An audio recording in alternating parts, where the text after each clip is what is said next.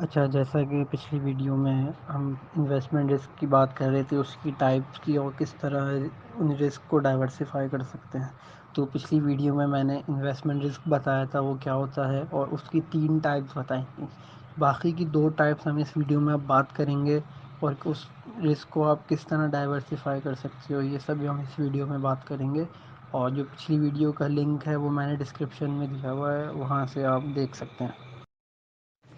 اچھا، اگر ہم کریڈٹ رسک کی بات کرتے ہیں تو کریڈٹ رسک یہ ہوتا ہے کہ اگر آپ کسی بھی پرائیویٹ کمپنیز وغیرہ کے بانڈ میں انویسٹ کرتے ہیں تو اس میں یہ ہوتا ہے کہ آپ کو اینولی انٹرسٹ ملتا رہتا ہے، اور یا کوارٹرلی یا سیمی اینولی، وہ کمپنی کے اس کے حساب سے ہوتا ہے کہ آپ کو ملتا رہتا ہے انٹرسٹ، اور پھر آپ کو اینڈ میں پرنسپل اماؤنٹ واپسی مل جاتی ہے. تو اگر کمپنیز فائنینشیل ڈیفیکلٹیز فیس کر رہی ہوتی ہے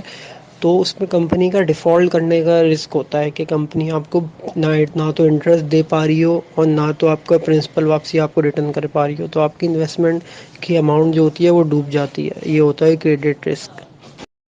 اچھا، اگر ہم انفلیشن رسک کی بات کریں تو یہ ہے کہ جیسے جیسے مہنگائی بڑھتی رہتی ہے تو آپ کا جو ریٹرن ہوتا ہے،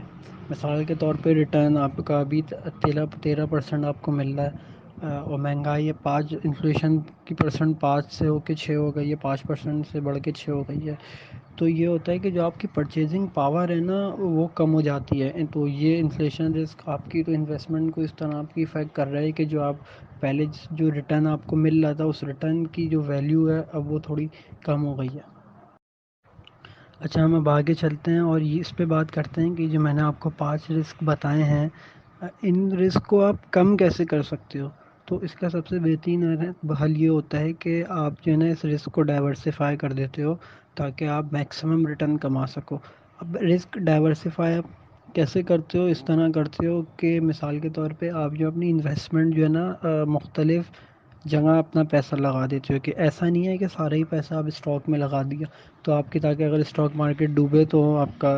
اسٹاک مارکیٹ سے ریٹرن کم آ رہا ہو تو آپ کی انویسٹمنٹ کے جو ریٹرن ہے وہ بھی کم آ جائے. یا آپ نے سارا پیسہ اٹھا کے بانڈ میں لگا دیا اور کمپنی اگر آپ کی جس کمپنی میں آپ نے لگایا اگر وہ کمپنی ڈیفالٹ ہو گئی تو آپ کا سارا پیسہ ڈوب جاتا ہے. تو آپ یہ کرتے ہو کہ بیسٹ طرح سے رسک کو ڈائیورسیفائی کرتے ہو کہ آپ نے کچھ فیصد آپ نے پیسہ اسٹاکس میں لگا دیا، کچھ فیصد آپ نے پیسہ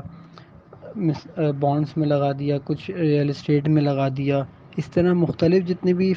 ٹولز ہوتے ہیں نا فائنینشیل، ان میں آپ مختلف مارکیٹس ہوتی ہیں جیسے فوریکس بھی ہو گئی، تو آپ نے وہاں اپنے پیسوں کو آپ لگاتے رہتے ہو. اور خالی یہی طریقہ نہیں ہے رسک کو ڈائیورسیفائی کرنے کا، ایک دوسرا طریقہ یہ بھی ہے کہ آپ چاہ رہے ہو کہ میں سارا پیسہ اسٹاکس میں ہی لگاؤں اپنا، تو آپ یہ کر سکتے ہو کہ جو مختلف سیکٹرز کی کمپنیز ہیں نا، مثال کے طور پہ ایک آپ نے سیمنٹ سیکٹر کی لے لی کمپنی،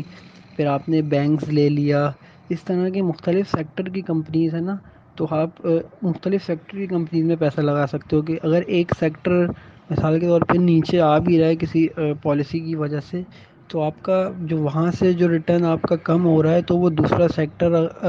میں جو آپ نے پیسہ لگایا ہے وہ آپ کو وہاں سے زیادہ ریٹرن بھی دے سکتا ہے. تو وہ اس طرح آپ رسک کو کم کر رہے ہو اور اپنے جو ریٹرن ہے اس کو میکسیمائز کر رہے ہو. امید کرتا ہوں آپ لوگ کو سمجھ آ گیا ہوگا کہ انویسٹمنٹ رسک کیا ہوتا ہے. جیسے میں نے پچھلی ویڈیو میں بات کی تھی، رسک کی 3 ٹائپس کی پچھلی ویڈیو میں بات کی تھی، 2 ٹائپس رسک کی اس ویڈیو میں بات کی، اور آپ ان رسک کو کس طرح ڈائیورسیفائی کر سکتے ہو.